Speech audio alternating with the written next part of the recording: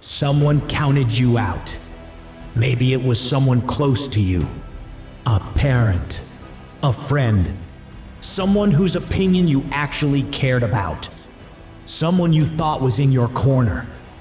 Maybe it was a room full of people who looked right through you, like you weren't even worth their attention. Maybe nobody said a single word. Maybe it was just a look. That specific kind of look that doesn't need language to land. The one that says, "You're not quite enough. You don't quite fit here." People like you don't usually end up where you're trying to go. You felt it. And you probably still feel it in some quiet corner of your mind that you don't always talk about. And somewhere along the way, a voice started asking you a question you never asked for. What if they were right? They weren't. But here's the thing, that's not actually what I want to talk to you about today. Whether they were right or wrong about you almost doesn't matter anymore. What matters is what you've been doing with the weight of it. Because that is the thing that decides where you end up. Let me say something that most people in this space won't say to you. The people who didn't believe in you, they weren't entirely wrong about what they saw. They saw someone who hadn't figured it out yet. Someone who was still in the thick of it.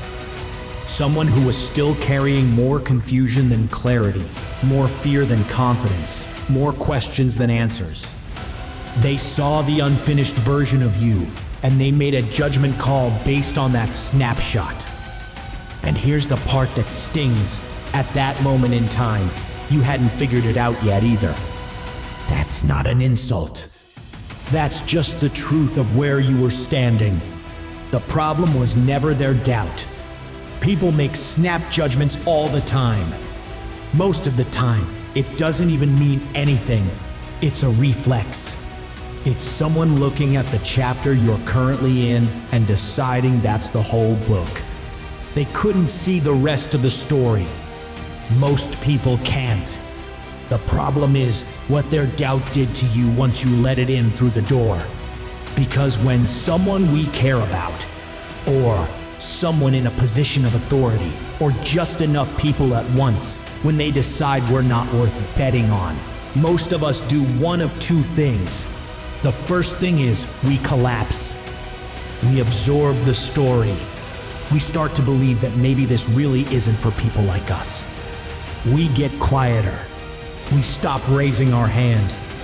We make ourselves smaller to avoid the embarrassment of reaching for something and falling short again. We call it being realistic. But really, we've just let someone else write the ceiling into our lives and we stop questioning whether it belongs there. The second thing, and this one feels like strength, but it's a trap, is we get angry. We decide we're going to prove every single one of them wrong. We turn their doubt into fuel. We wake up early and stay up late and push harder than we ever would have otherwise. And for a while it works. The anger keeps the engine running. The need for revenge is surprisingly effective motivation. Until it isn't. Because one day you look up from all that work and you realize something that hits harder than you expect. You're still performing for an audience that left the building years ago. The people who doubted you moved on with their lives. They're not sitting somewhere keeping score. They probably don't even remember the moment that changed everything for you. And here you are, still carrying every word, still fighting a battle that ended for them a long time ago, still needing them to see you differently before you can fully see yourself. That isn't drive. That's a weight you've been voluntarily carrying for years. And the hardest part to accept is this: you're the one who's been keeping it on your back. So, here's the shift. The real one. The one that doesn't come with a highlight reel or a dramatic moment of clarity. It's quieter than that, but it changes everything. Every single person who ever dismissed you did you a favor. Not because pain is secretly a good thing.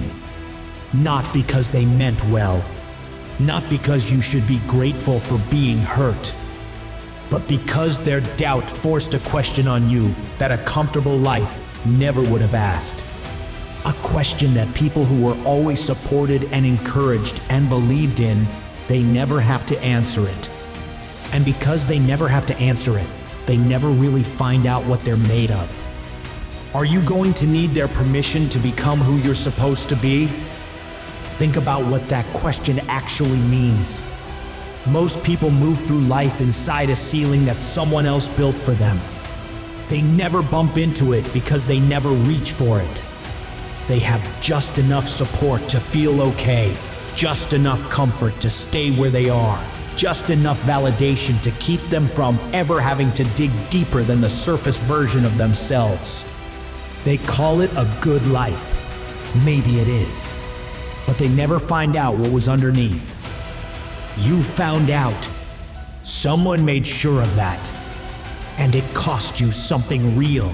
But here's what it also gave you, even if you haven't named it yet.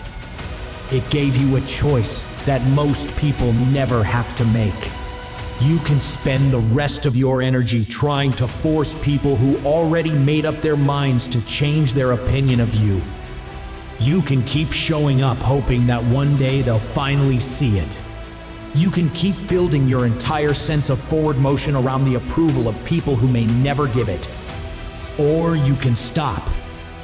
You can take every single ounce of energy you've been pouring into that direction and redirect it toward the only person whose belief in you actually has any power over your outcome. You. And I know that sounds simple. I know it sounds like the kind of thing people put on a poster.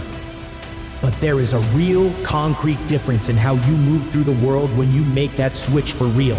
Not as an idea you agree with, but as a decision you actually live by. You stop waiting for permission to start. You stop explaining yourself to people who were never going to understand anyway. You stop shrinking to fit inside someone else's idea of who you're allowed to be. You stop measuring your progress against whether or not it's impressing anyone. And in place of all of that, something quieter moves in. You start showing up for yourself, consistently, without an audience. Not for the win. Not for the moment when you finally get to say, "I told you so." But because you've decided that the life you're trying to build is worth showing up for even when no one is watching.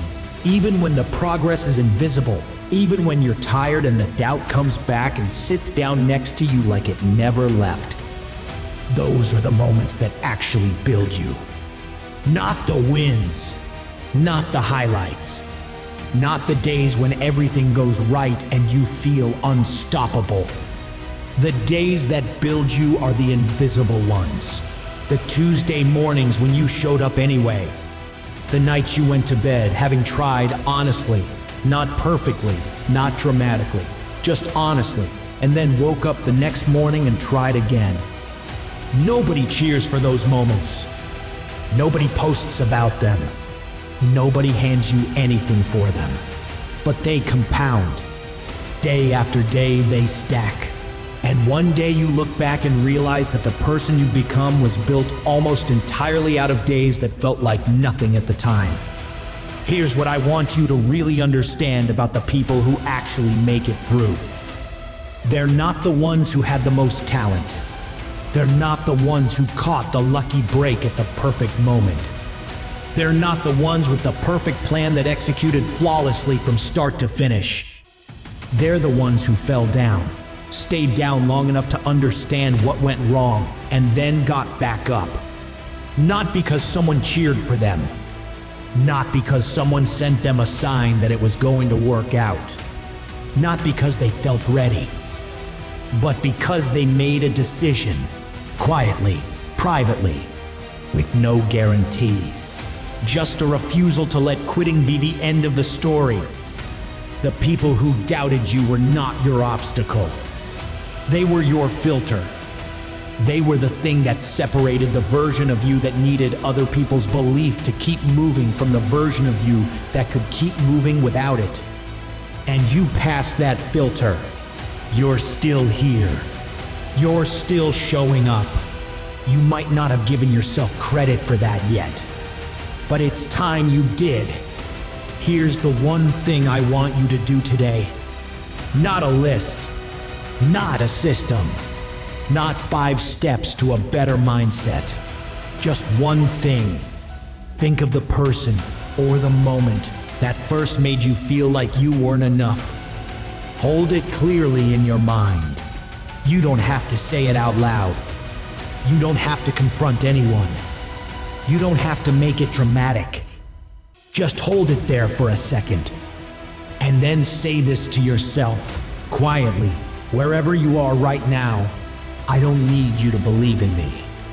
I need me to believe in me. And I'm working on it. That's the shift. Not a grand gesture. Not a comeback story that looks good from the outside. Just a quiet, private agreement between you and yourself that the old story ends here. Their doubt ends here. Not because you've already figured everything out. Not because you're suddenly free of fear or uncertainty, or the occasional threeum moment where none of it feels possible. But because you've decided right now, in this moment, that those things no longer get to be the reason you stop. It won't feel like much the first time. It rarely does.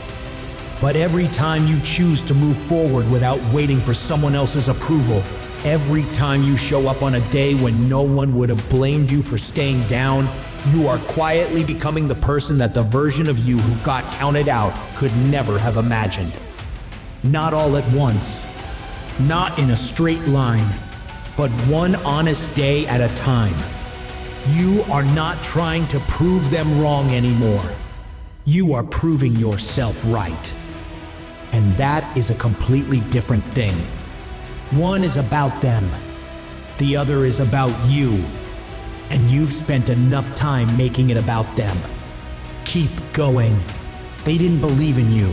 Good. Now you don't need them to. These next videos will inspire you on your current journey.